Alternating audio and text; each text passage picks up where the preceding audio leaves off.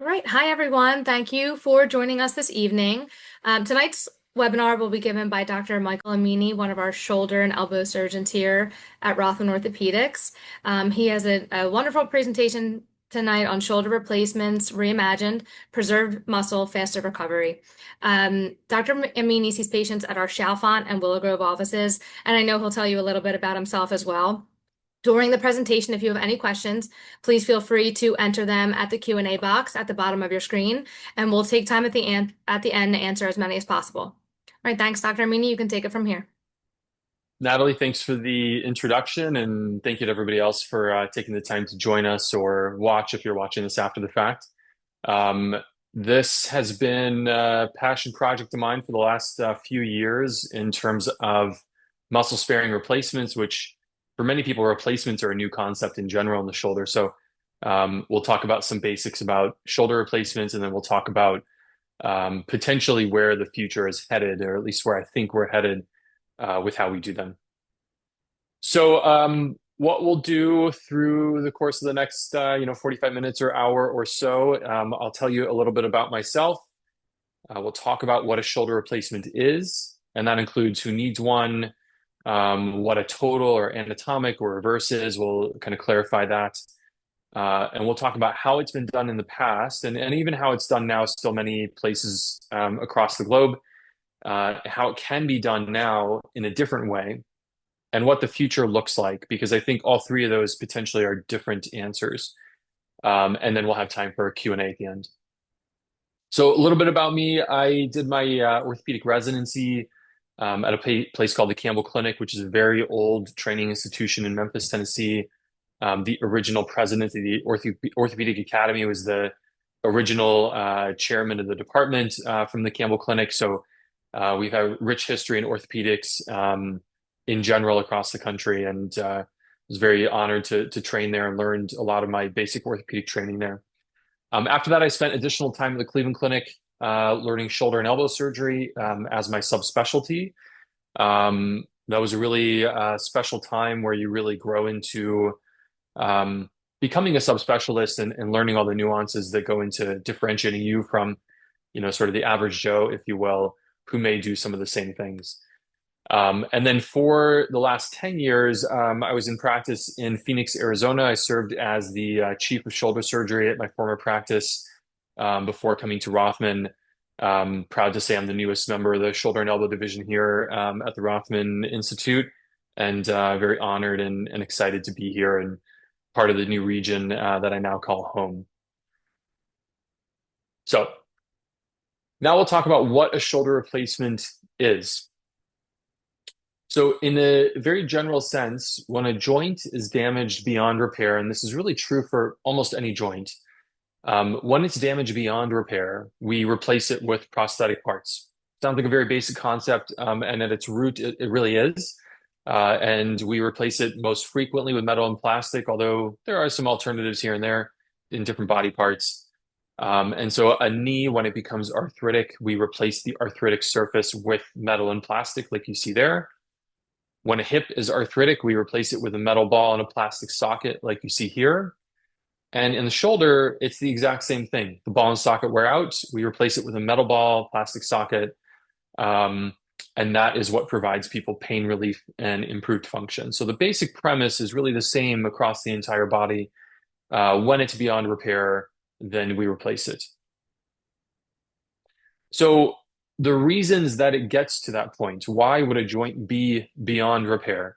In the knee, it's most commonly from arthritis, osteoarthritis, other forms of arthritis as well, but nonetheless arthritis. And certainly for failed replacements, those need another replacement. But most of the knee replacements are for arthritis. In the hip, yes, certainly arthritis, most common reason. Failed replacements make up some of them. And fractures, hip fractures, make up a decent number of hip replacements as well. So in the shoulder, those three reasons are still the same. So arthritis, very common reason. Failed replacement, smaller reason. And fractures, is a pretty reasonable subset of people. Maybe 10 or 20% of our replacements are done for fractures. But there are other problems that happen in the shoulder beyond just arthritis as we get older. And so there are many other things that can reach the point of being not reconstructible. And so that includes rotator cuff tears that are so large that we deem them to be irreparable, or arthritis that develops as a result of a long-standing irreparable tear that actually causes the joint to break down in a very unique but common way. We call that cuff tear arthropathy, but nonetheless, in the spectrum of rotator cuff problems. So arthritis on one hand and rotator cuff problems on the other, at the end of the road for both of those really is a shoulder replacement. And other reasons on top of that. So there's a lot of variety in terms of what actually gets a shoulder to the end of the line, if you will. And that's why we have different kinds of replacements in the shoulder, whereas in the other body parts, they're more uniform. So a quick tangent that I think is very important to know as a patient in medicine, and certainly in shoulder replacements, volume matters.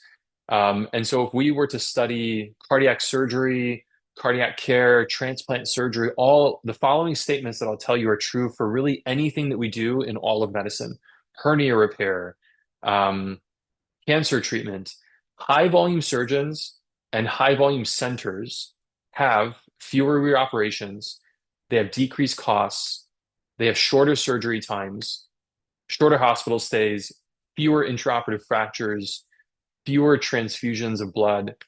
Um, and so, all around, basically in every possible metric, including many that I didn't even list here, it's better when you go see a high volume surgeon at a high volume center. And what that means in the shoulder is different than other body parts. So, in the hip and the knee, which are much more commonly replaced, 50 to 100 probably puts you into a category of high volume. In the shoulder, if you do more than 10 to 25 a year, you are already into a high volume category because there just aren't as many shoulder replacements done.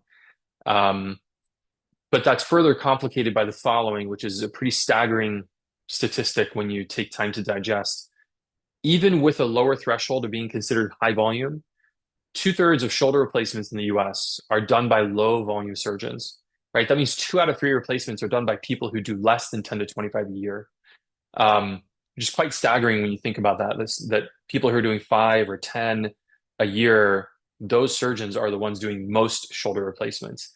And so it's really important as a patient, as a consumer, as a customer, as the other end of that spectrum to understand who it is that you're going to seek out care from, because there is a difference between one and the next. Now at Rothman Orthopedics, we are all subspecialists, fellowship trained. And so when you come see any of us for anything for that matter, whether it's a spine problem, trauma, fracture, your ACL tear, whatever the case may be, you're coming to see high volume subspecialized orthopedic specialists. So back on track to what we were talking about, different kinds of shoulder replacements, total, anatomic, and reverse. There is less nuance to how that actually translates at the end of the day, but we'll come back to that. So the shoulder is a ball in a socket. The ball is on the top of your humerus. So the ball is up here. And the socket, you can't really see it from the outside, but it's on your shoulder blade. So it's here. So the ball and socket are right here on my shoulder. And when the joint wears out, we replace that with a metal ball shaped like the original one, sized like the original one, and a plastic liner, and we call that a total shoulder or an anatomic shoulder because it's matched to the patient's anatomy. The other end of the spectrum is called a reverse shoulder. So if you look at this compared to the middle image, the ball and socket are flipped, and so this is what a reverse shoulder replacement is. We use this for different reasons. So that's the nomenclature, and we'll talk about maybe why we would do one or the other, why it matters, and why sometimes it really doesn't actually matter. But both of these are, in a sense, total shoulders, right? We're replacing the ball and the socket. They're not partial shoulders. Both are total shoulders. And so when we use the word anatomic or total, we're really talking about that middle image, which is a little confusing. And when we say reverse, we're talking about that right image. So for the purpose of the rest of this talk, if I say total or anatomic, it's that middle image. Reverse is the right image. So if you have arthritis of your shoulder, arthritis means that the cartilage that covers the ball and the socket has worn out. The best analogy is your tires. When the tread on the tires is gone, that surface is gone. We have no way to actually restore that unless we replace it. And so if you have arthritis and your rotator cuff, which are some tendons inside here that help move your shoulder around, if your rotator cuff is in good shape, you can get a total or a reverse. And the difference for that patient is actually very negligible. Both are very good options. But for every other reason that we do a replacement, virtually every other reason, it needs something to make up for the absence of the rotator cuff. Remember, rotator cuff problems are very, very common. And so these very large irreparable tears, that's not an unusual circumstance. We see that day in and day out. Multiple people just today that I've seen for that very problem. And so the reverse is the treatment for those other problems. So arthritis with an intact cuff could get either replacement, probably doesn't matter very much. And for most of the other reasons, it needs a reverse. And so that's why we do more reverses than we do totals, is because there's so many other reasons to go do the reverse. You can't go put a total shoulder into a rotator cuff deficient shoulder because it just won't work correctly. So by changing the mechanics, it doesn't need, if with a reverse, by changing the mechanics, it doesn't need the rotator cuff to work. You have lots of other muscles around here that can then substitute if the mechanics are changed. And so by changing the location of the ball and socket, it doesn't need the rotator cuff and allows your deltoid, your trapezius, and lots of other muscles to do the work. A couple myths which are slowly being busted in the literature, but I think very clear to us as shoulder surgeons, but not so much well known in the general population. So one thing we hear is the reverse doesn't last as long. So interestingly, it lasts every bit as long, maybe even marginally longer than a total shoulder. So in terms of durability and longevity, we're seeing now at 10-year milestones, the chance that the replacement lasts 10 years or more out of multiple national registries across the globe, out of Australia, New Zealand, out of Europe, that the longevity is at least as good, maybe even marginally better than a total shoulder. So it's actually quite surprising because those are implants that were put in 10 to 20 years ago that we're studying 10-year outcomes on now. We think our parts are even better now, right? Now it will take us 10 to 20 years to actually know that, but we think that the longevity might even be better. We hear the motion might not be as good. This is almost entirely busted, but I'd say for the most part busted. Um, it can't go up your back as well. So reaching behind your back isn't quite as good with a reverse as it is for a total shoulder. Otherwise, we can't detect the difference between people who've had one or the other as long as their rotator cuff is in good shape. So that's why I said when it's done for arthritis, we really can't detect any other difference other than just reaching behind your back, which the total shoulder does do better.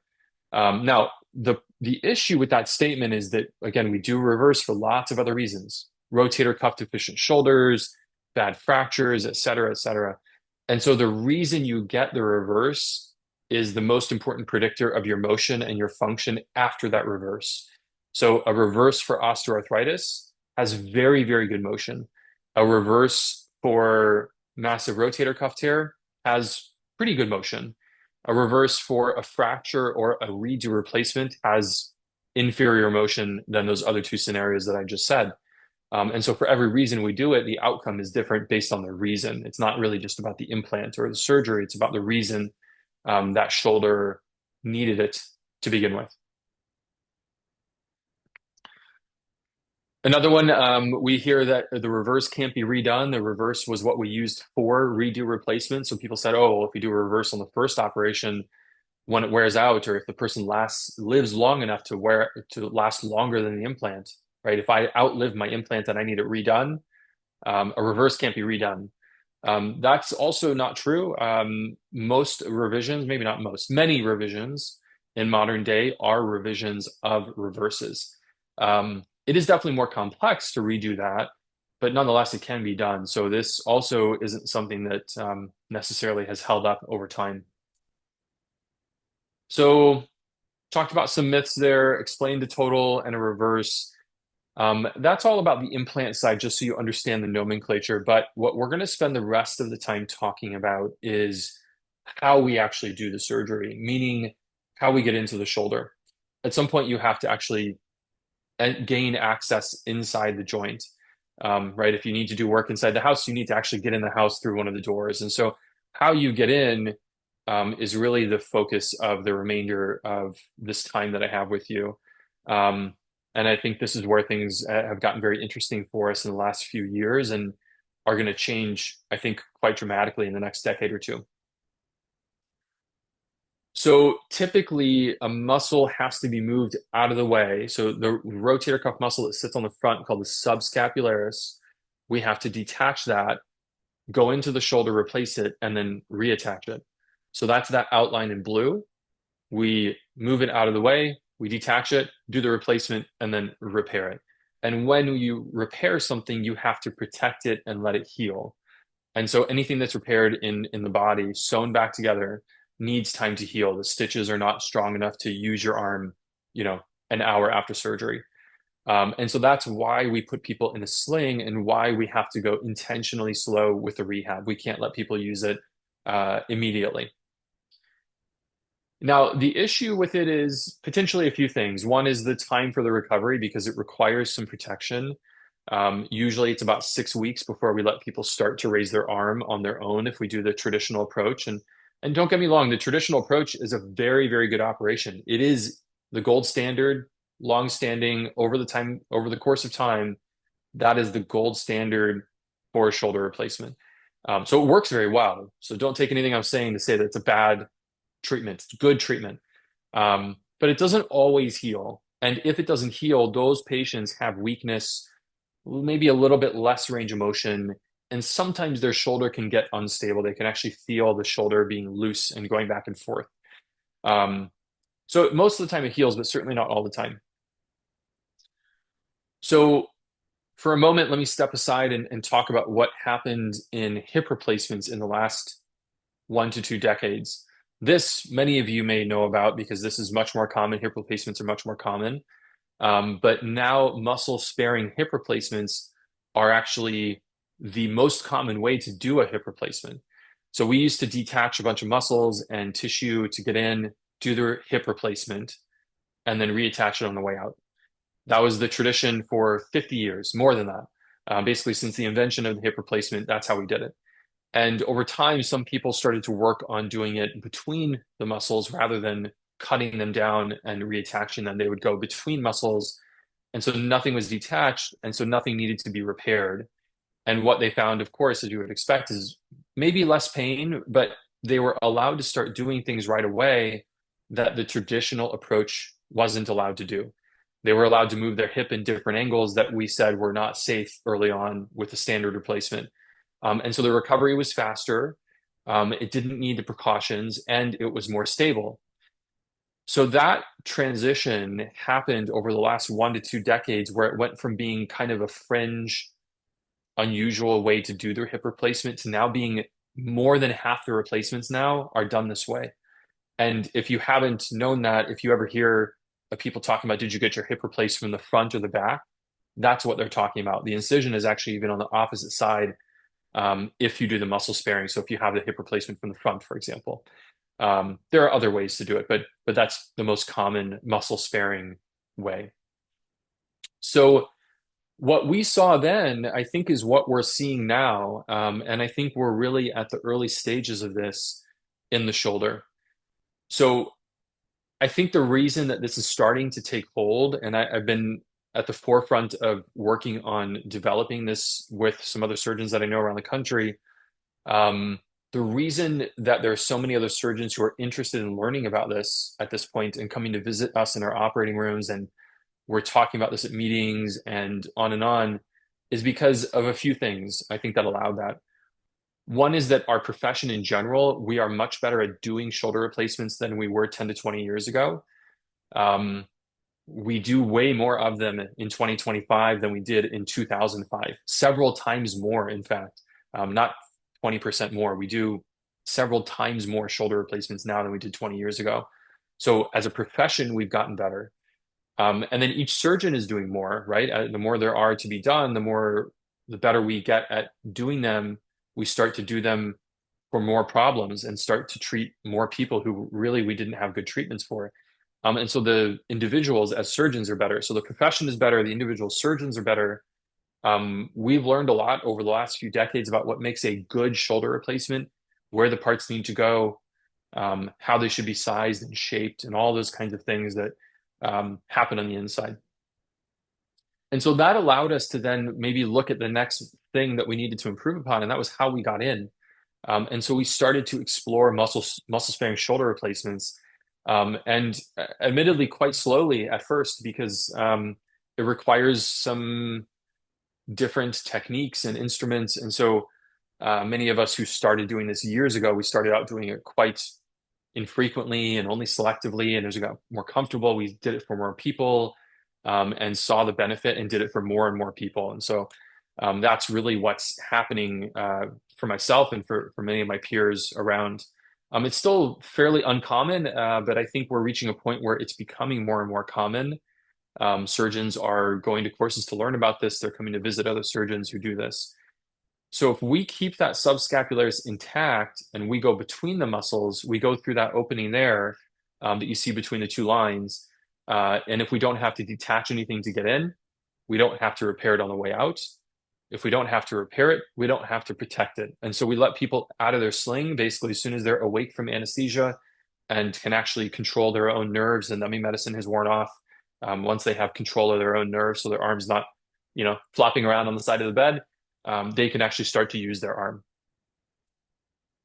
So it is through a much smaller opening, and so it is harder on the surgical team and on the surgeon, and so it does require some training. It does require some experience um, doing shoulders the regular way before even thinking about doing this, and it does require some specialized tools that are not generally available to be honest, that we're trying to make more available so more people can do this. But at the moment, nonetheless, they are somewhat specialized. This actually is a specialized tool that is widely available.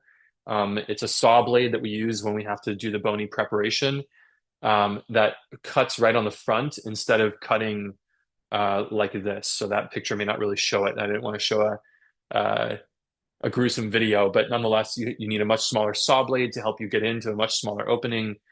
This is a guide. I had to crop some of the picture for keeping it nice and clean, to help you do some of the bony prep. And this is a specialized guide that we had made for this approach. So the benefits, some of them seem obvious. If we did take the muscle down, then we don't have to worry about the repair of that muscle potentially failing. And so that actually should make the joint more stable. So we think there should be a lower risk of dislocation. We think there should be better function, better strength. A repaired muscle, even when it heals, is never quite as strong as a normal muscle. A spared muscle is stronger than a detached and repaired and healed muscle. Um, and it allows the benefit for the patient of being able to take the sling off right away. And so there's potentially a faster recovery when they can begin immediate use of the arm. Doesn't mean the recovery is immediate, right? Doesn't mean you go back to being normal tomorrow, but you don't have to protect it for 6 weeks before they start moving it. We don't have to protect it from strengthening for the first 2 or 3 months. We can start those things faster. So this is a patient of mine. It's interesting in our profession. We look at data, but there's always a patient or two or several that really have an impact on you when you see them or treat them or take care of them, no matter what that treatment is. And so this is actually one of my first ones doing this many years ago. This is 2 weeks after surgery. Remember, 2 weeks after a shoulder replacement, patients are usually still in a sling, or even if they're out of the sling, they're not allowed to start raising their arm yet. At 6 weeks, we let them start to raise their arm, and they might only go this high at 6 weeks. Again, still a very good treatment. Still, most shoulder replacements, the vast majority are done that way, and it's a very good treatment. But this is not possible with the standard approach. This is what you'll see here at 2 weeks after surgery. Now, this is kind of that asterisk on the outcome. This is certainly this patient is probably on the top end of the bell curve, meaning she is one of the fastest recoveries. It is possible to recover this fast. It's not maybe necessarily expected that everybody recovers this fast, right? You can't even detect the difference. If I didn't show you that first picture, you wouldn't even know that it was the right shoulder. And this is her behind the back at 2 weeks, right? This motion would take people 6 months or a year to recover from. So again, this is the exceptionally fast version of this. Um, Not everybody recovers this fast, but it is possible. And most patients definitely do recover faster than the standard approach. So this one actually was very interesting to me. This person that I took care of is a very nice lady in Arizona, 80 years old. I did a reverse shoulder replacement for her. And remember, I said a reverse doesn't go up your back as well as a total shoulder does. And that's one of our biggest deficits with a reverse. Or otherwise, it's actually a very good implant. It's worked quite well, shockingly well, to be honest, over the last few decades. Um, and it would take people 6 months or a year to maybe just get to their belt line down here. And at 2 weeks, she's able to basically reach symmetrically up her back. Again, not the average. This is exceptionally fast on this recovery, but this is possible. So we're seeing faster return of movement in general. We're seeing much faster return of ability to get behind your back and take care of daily hygiene, pull your pants up, put your wallet in your pocket, simple things that aren't so simple when you lose them. And so we're seeing people restore those functions, not just faster, but actually better, right? Very few reverse patients get this good up their back, even at a year. And so it's been very eye-opening to really see how people have done with the recovery with this over the last 5 years or so. And so it's been about 5 years that I've been doing this. Now, at this point, most of my shoulder replacements are done this way, but not all. And I think that's important thing to understand. It's even as somebody who does a lot of them, it's still not safe to do on every shoulder replacement. People who are too stiff, if the muscles are too stiff and they're not flexible enough to let us through, it becomes unsafe to do it, or we don't do as good of a job putting the implants in correctly. For the long-term outcome, putting the implants in correctly is really what matters, right? But if we can put the implants in as correctly and do it without detaching muscle, then that's the win-win. But still, maybe 1 out of 5 replacements that I do at this point, I still have to do the traditional way. Again, still a very, very good treatment, but something like 75% or more, I'm doing in a muscle sparing fashion. Now, how this might change in the future, because we're certainly not at the end of our innovation. We have a lot to improve upon in shoulder surgery, in shoulder replacements, even in the way we do the muscle sparing version. Now, these things might sound more commonplace to you, but in the shoulder, they're not. So, the robot, many of you may have heard about robotic joint replacements. That has been very common in hip and knee replacements in the last 10 years in particular. That's really, really grown. In the shoulder, we finally launched it this year and it's slowly rolling out. So I was part of the design team that actually put together the shoulder robot. We spent the last 6 years designing it and we're just starting the slow rollout of it. So even I haven't started to use it here in Philadelphia yet. But it is something that's coming, and some of us on the design team will be using it in the next few months and year or two. And as we then gradually expand usage of that across the country and across other surgeons as well. So I think when we have a robot that can then do the bony preparation perfectly under robotic control, exactly as we told it to do it, then doing muscle sparing shoulder replacements is going to become much easier for people to adopt. And I think this is really what's going to facilitate this becoming more commonplace. Right now, it's not a very common thing to see muscle sparing shoulder replacements. When we have robots and smart saw blades like you see on the left to help you do the bony cuts and the bony prep perfectly and to get the implants in perfectly, then it becomes much more reproducible, even for people who aren't full-time shoulder surgeons. And so I think like I said, I think we're seeing the early stages now of what we saw in the hip 10 to 20 years ago. And I think really the way of the future is going to be a muscle sparing shoulder replacement during my career. So It's still a shoulder replacement. It doesn't make it any less invasive in terms of risk on your heart and your lungs, those kinds of things. It's still a shoulder replacement. But what it does do is it potentially shortens your recovery time quite significantly and helps people get back to their activities faster and quicker and better. And by removing the restrictions, we can allow a faster and easier recovery than we would have otherwise. And in addition to that, remember, if we don't take the muscle down, we don't have to worry about the repair failing because it was never repaired to begin with. It was never taken down to begin with. And so it eliminates one of the mechanisms of failure. So what it does, it really takes a great treatment and makes it even better. So with that, we can take some time to do some Q&A. If you guys have questions and haven't submitted them, feel free to do so now. We can start to look over some of the questions, but happy to talk about anything you guys have on your mind. Thanks, Dr. Amini. That was great. There are a couple of questions that came in, so we'll get started. And like Dr. Amini said, please feel free to enter them and he'll answer them. So first question, you can hear me, right? Yep, I can hear you. Okay, great. First question is, can a rotator tear heal on its own without surgery? Yeah, good question. So rotator cuff tears are very common, and most of them we don't even fix with surgery at all. So forget the shoulder replacements. Just in general, rotator cuff repair is a very common thing that happens.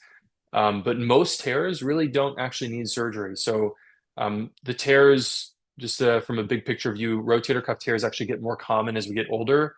Every decade we get older, they become more and more common. And at least for a lot of the gradual wear and tears that we see, many of them do really well with just some physical therapy, maybe a steroid shot, maybe not.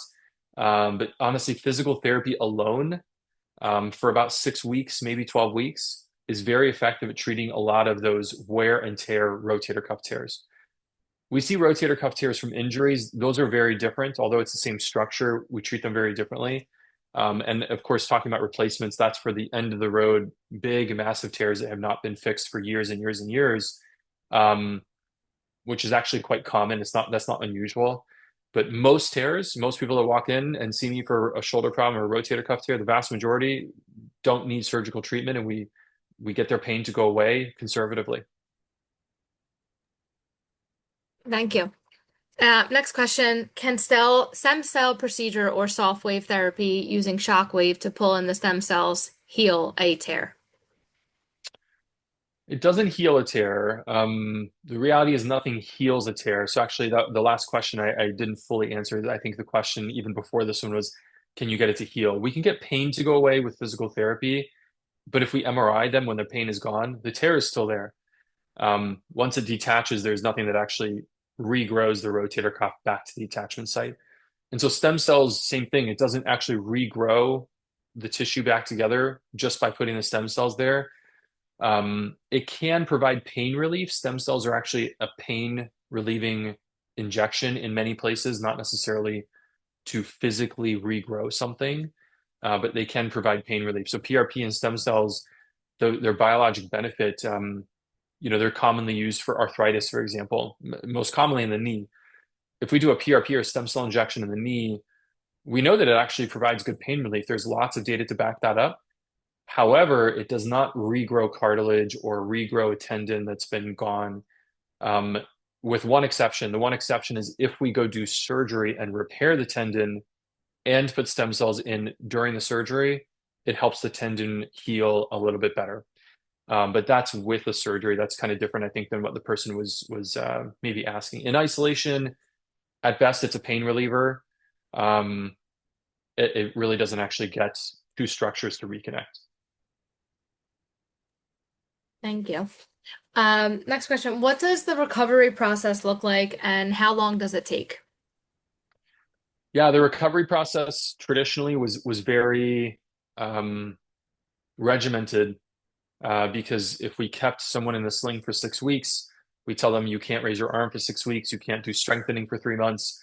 Well, then most people end up following a pretty narrow path of recovery. So the average recovery looks pretty similar when I look at one person or the next person or the next person. They're all kind of the same timeline. If we let people use it right away, if we do a muscle sparing replacement, it doesn't mean everybody recovers at the same speed because some people do recover faster or slower. But because we let them recover faster, the range is much wider. So what I mean by that is some people might take 1 or 2 months before they can get their arm overhead again. Some people come in at the 2 week visit after surgery, first time to see us in clinic, and they come back and they look like this, and they can already reach all the way up. So I would say 80 to 90% of people recover in a faster than expected speed. But that really translates to maybe 1 to 3 months worth of physical therapy after that. Some people like to do a lot of the exercises at home, which is completely fine. Strengthening starts around 2 or 3 months. You do objectively, no matter what we do in our profession, any surgery, any injury, people will measurably improve out to 1 year. But a lot of people are getting back to things they want to do, hobbies, exercise, maybe 2 to 3 months, sometimes maybe a little bit longer if it's a very high demand activity. It takes a little longer to return to. Um, for simple things, just doing daily activities, people are back to kind of taking care of daily business within a couple weeks, back to non-physical work within a couple weeks. We generally want people to wait about 2 weeks before getting behind the driving steering wheel, excuse me. So about 2 weeks off of driving, just to make sure you have enough control before you hop out on the Schuylkill. So we want everybody to be safe. Thank you. Um, Two questions. About how many muscle sparing surgeries do you do in a year? And what factors help you decide whether you take the muscle preserving or traditional approach when doing the procedure? Yeah, so first question, I do before coming here, I did about 250 shoulder replacements last year at my last practice. And I would say probably 75% or so were muscle sparing. Um, so high volume of replacements in general, most of which are muscle sparing. The second part of the question, Natalie, what was the second half? What do you look for Oh, when how do I deciding? decide? Yeah. Yes. Um, it's most dependent on how stiff the shoulder is because there are people who walk in with bad arthritis on an X-ray and can still raise their arm, maybe not perfectly, but can still raise it reasonably high and they can rotate reasonably well. And so I've gotten better at being able to predict when I meet somebody in clinic whether or not it can actually be done during the surgery that way. Um, so it's a little bit of a prediction factor, and it's not perfect, but I'd say 90% likelihood when I think it's going to be muscle sparing, maybe more, then it actually ends up that way, maybe even 95%. But at the end of the day, if the muscles are so stiff that I can't get it in safely, or I'm not sure that I can get the parts into the correct position, because again, that's what matters for long term is getting the parts into the right position for that person. Then I will still do the standard approach. Getting the parts in really supersedes the way that we get it in. So having the replacement done correctly is priority one. And if I can get it done muscle sparing, that's priority two. But it's mostly dependent on really the flexibility of the shoulder. And I can usually tell by examining somebody in clinic whether or not it's going to be that way or not. Thank you. Could a revision reverse shoulder surgery be done robotically? Revision, no. A reverse shoulder, yes, but a revision, no. So to give some perspective, um, the robot rolls out with almost continual development and continual upgrades over its lifespan. So I think it started doing knee replacements started doing partial knee replacements in the 2000s. Then it started doing total knee replacements, I think in 2015 or 16. Then it started doing redo, meaning revision knee replacements actually very recently, like maybe within the last year. Um, Looks like I just went dark on the video. Okay. Um, so no, we're in the early stages on the shoulder side. We just rolled out for reverse shoulder replacements, and we'll be able to roll out more down the road, but that's likely going to be quite some time down the road. Thank you. How do you think these changes will change the future of orthopedic training, like residency and fellowship? Training, so this is really interesting. Here at Rothman, we have one of the largest, I think, if not the largest, shoulder and elbow fellowship training programs. And so this is certainly something that we want to teach our fellows because at the end of the day, we want to teach people to be able to go take care of patients in their community to the best that we can and they can. And so it's something that we're teaching our fellows here. We also have people who come to courses to learn this from myself and from other people who are doing this. They come visit us in our operating rooms to observe it. And so there's lots that goes into the training. And I think as more of us do it, it becomes more ingrained in training as well. Again, looking at what happened in the hip, um, when I went through training, there were some places that were doing anterior hips in residency, but at that time it was still much less common. Now it would almost be unusual for somebody to go subspecialize in hip and knee replacements and not be exposed to that. Doesn't mean they'll do it that way or they may choose to do it a different way, but most people are getting exposed to that in their subspecialty training. So I think that's where we're headed in the shoulder. We're at the earlier stages of that right now. Thank you. Have you done replacements for patients who have lymphedema? I have, yeah, that's carries some unique considerations. There's actually a very good study from my friends at the Mayo Clinic, specifically looking at a set of patients who had replacements done on their arm with lymphedema. And the risk of lymphedema exacerbation was actually quite low. Many of us were very fearful of it because nobody had studied or written about it. And so we would go into it, in a sense, almost not knowing. But the reported exacerbation of the lymphedema after the replacement, I can't remember the exact number, but something in the single digit percent.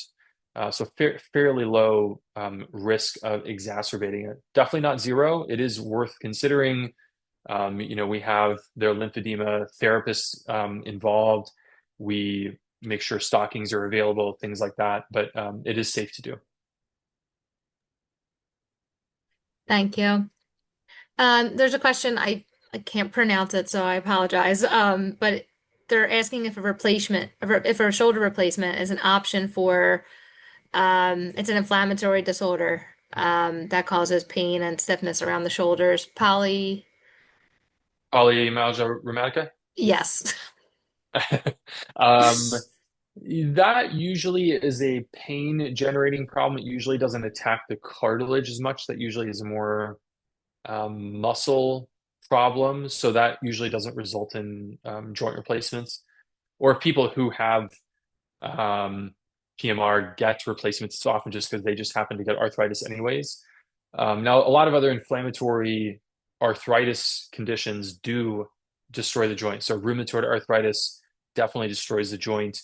Psoriatic arthritis, other inflammatory conditions that fall in that umbrella, um, they are joint destructive. And so those are a fairly common reason that we do shoulder replacement, any joint replacement for that matter, hip or knee, ankle, etc. Thank you.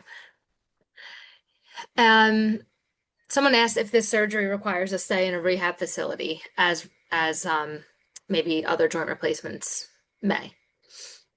Yeah, there's been a big push in general in orthopedics, but especially in the shoulder to do more outpatient, not just having people go home from the hospital, but actually having them go home the same day of the surgery. Um, that may sound scary if that's a new concept, but when we've studied this, and we have studied it quite extensively in the last 10 or 20 years, in people who are healthy enough to go home, meaning their heart and lungs are stable enough that we feel they could be at home, people are definitely happier at home. At the end of the day, if I ask you, would you rather sleep in a hospital bed or your own bed? I think the answer is kind of obvious. So it really comes down to medical safety and care at home. And so shoulder replacements well over half are going home the same day. Probably over three-fourths are going home the same day in 2025. And even the people who don't go home the same day usually stay in the hospital one night and go home the next day because they had cardiac issues and we needed to monitor them for safety. Um, it's very rare that people need to go to rehab afterwards. Part of it is that it's a very low maintenance rehab process right after surgery. It's not as intensive as a knee replacement, for example.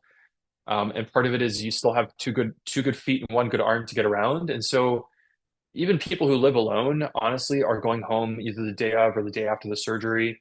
But we need to talk about who's going to help you at home. Do you have a neighbor that can come check on you once a day? Does your son live in town who can come drive you to your first PT appointment because you may not be driving by that point? Things like that. So our push is definitely to have people at home because people are happier at home. Thank you. There's a lot of good questions coming in. Next question, are the weight and strength limitations after surgery different for different types of surgery? For example, is Yeah. it unreasonable for an individual to be able to do pull-ups, push-ups, bench presses, etc. at some point after surgery, and are there weight restrictions? That's a question that we really don't have science to answer. And so if you ask me, I'm going to give you my answer. Just know that it's my answer and it's not a universally accepted, answer from our profession because um, people have actually surveyed this. We survey a bunch of shoulder surgeons and we all have very different long-term restrictions. Short-term restrictions are from the surgery, but long-term restrictions about what we tell people they should or should not do is very different from one person, one surgeon to the next. So my answer, within reason, I think it's okay to go back to doing almost everything you want. Um, I'd say it's rare that I really have to have the conversation with somebody before a replacement to say either if you keep doing that, you're going to wear out your prosthesis faster, or you should maybe think about not doing this prosthesis while you're still doing those activities. It does happen every once in a while that we have that conversation, but that's pretty rare. I would say power lifters, for example, like the extreme ends of activity. Then I say, you're going to beat this replacement up so prematurely that like you really need to think about what this might mean for you if it fails prematurely. Um, Short answer is, the average 55, 65, 75, even 85-year-old person, I tell them basically go back to doing whatever you want. Really heavy, heavy, heavy lifters, weightlifters, I say you really should think about maybe changing what you do or waiting until you're past that phase of your life. Doing just kind of recreational exercise and weight training is perfectly fine. I don't believe in a pound limit. Like I don't think it should be 25 pounds or 50 pounds. But then again, if you're bench pressing 500 pounds, I would say that makes me nervous. Pull-ups, pulling activities are probably not very dangerous to the shoulder at all, to be honest. Pushing activities are probably a little more strenuous, and just the heaviest versions of them might make the replacement wear out faster. Thank you. There's a couple questions about the incision. So, how large is Yep. the incision, and what is the difference between the incision in the old-fashioned way and then the muscle sparing procedure? So interesting thing, you can't tell the difference from the outside. So it's the same incision um, with a standard approach, with a muscle sparing approach. It's the same incision for a total, same incision for a reverse. And that is an incision, you can feel a prominence usually right about here. It starts there and goes down that way. So between my two fingers, kind of diagonally right across the front of the shoulder, like this is what the average shoulder replacement looks like. And it's really on the inside where things might get different, either from the parts being different, the way that we handle the muscles on the inside being different, but it's all done from the front. Which, on a quick side note, I think that's why this approach is actually going to become the way of the future, is because as people are learning this approach, there are going to be times when new surgeons are going to struggle. It's very helpful to that surgeon to be able to, within 10 seconds, take that subscapularis down and it's just a normal shoulder again. It's a normal shoulder replacement. I think if in the hips it was a much harder adoption because people went from doing it on the back side to doing it on the front side on somebody who was sideways versus on their back, right? And so if you get into trouble, which to be honest, we have to be prepared for that as surgeons. We want to think everything goes well, but you know, my patients don't know it, but I've got plans A, B, C, and D ready for every surgery that I do. Um, we need to be able to have ways to manage difficulties or problems that might arise safely. And so, all the same skin incision, that was a very important thing to me as we were thinking about adopting this and developing this more, is that it's still the same comfortable way that we get in. Thank you. A couple questions about sleeping after the surgery. If you have to sleep sitting up, can you sleep in a bed? Yeah, it's that's one of the hardest parts about a shoulder surgery. Not even a replacement. Rotator cuff repair, if you talk to rotator cuff repair, people have gone through that. That's often, once they get past the first couple weeks, that's often the thing that bothers them the longest is the nighttime difficulties. I don't know exactly why, but there's just something about laying down in bed that just doesn't feel good to people who've had recent shoulder surgery within the last few weeks, or even a brand new fracture in the last couple of weeks.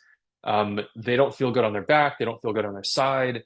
So it's not a safety issue, it's just a comfort issue that almost everybody wants to be at least propped up or in a recliner realistically for a few weeks. But as soon as you want to get back in bed, you can.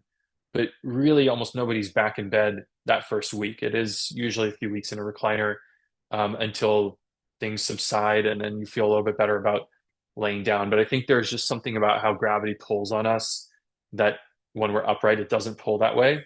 That doesn't feel very good when it's a recent surgery, a recent injury. Thank you. Um, this person said they have a torn rotator cuff and torn labrum issues. What would be the best, I guess, procedure or treatment for this?